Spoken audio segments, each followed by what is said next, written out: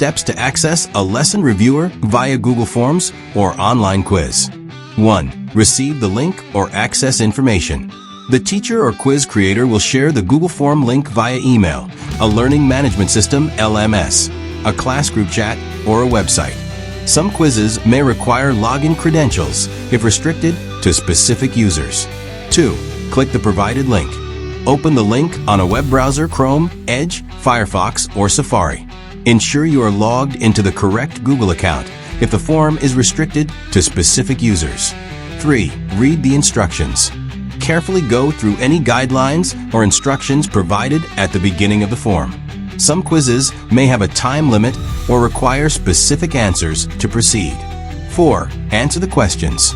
Choose the correct options for multiple choice questions. Type responses for short answer or essay questions. Follow any format specified by the teacher, e.g., for numerical or case-sensitive answers. 5. Submit the quiz. Double-check answers before submitting. Click the Submit button at the bottom of the form. 6. Review the results if enabled. Some quizzes provide immediate feedback on scores and correct answers. Others may require manual grading by the teacher. If allowed, check responses and explanations to understand mistakes. 7. Retake the quiz if permitted.